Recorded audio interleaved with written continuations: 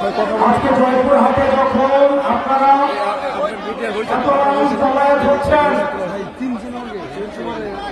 গত বছর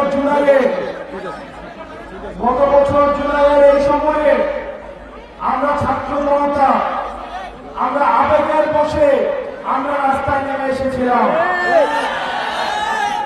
আমরা যখন রাস্তায় নেমেছি 16 বছর ধরে যে স্বৈরাচার বাংলাদেশের ঘাড়ে বসেছিল, আমরা বুকে গুলি নিয়ে সেই স্বৈরাচারকে আমরা দেশ থেকে আমরা ভারতে বিতাড়িত করেছি।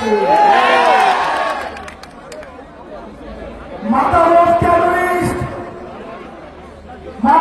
টেররিস্ট হাসিনা মাঝে মাঝে সীমান্তর উপর থেকে ঢুকে পড়ার চেষ্টা করে। সীমান্ত কিন্তু জয়পুরহাটের ওই পাশে, করে কি ঢুকে পড়তে পারবে? জয়পুরহাটের দিক দিয়ে ঢুকে পড়তে পারবে? ভারতের ওই পাশে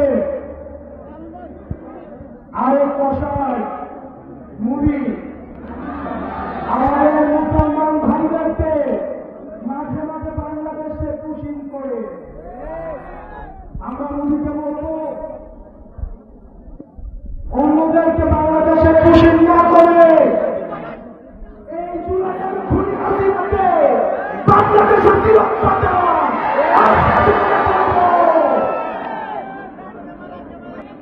প্রিয় সহযোদ্ধারা, আপনারা জানেন অনেক রাজনৈতিক দল আমাদের জুলাই গণঅভ্যুত্থানকে বলছে এটা নাকি আবেগের আন্দোলন।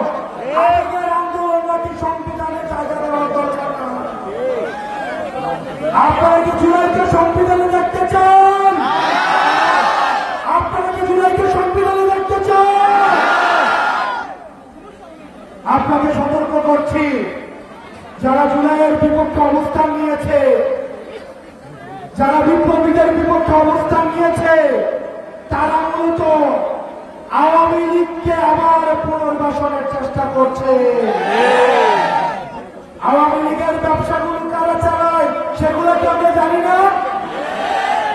এলাকায় চাঁদাবাজি কারা করে সেগুলোকে আমরা জানি না?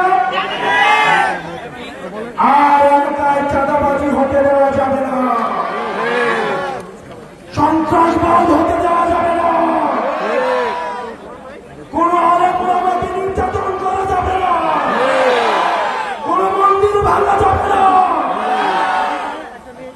মাদ্রাসাদের শিক্ষার্থীদেরকে স্কুলের শিক্ষার্থীদেরকে পাখির মতো রাস্তায় গুলি করে হত্যা করেছে সেই বাংলাদেশের গ্রুপে হওয়া যাবে না।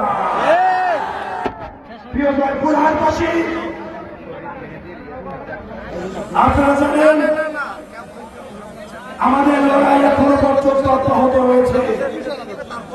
যে সংবিধানের বিরুদ্ধে, যে সংবিধান আমাদের মত প্রকাশের স্বাধীনতাকে হরণ করেছে, যে সংবিধানের দোহাই দিয়ে আমাদের মিডনাইট ইলেকশন সংগঠিত হয়েছে। আপনারা মিডনাইট ইলেকশন দেখেছেন, দিনের ভোট রাতে হয় না।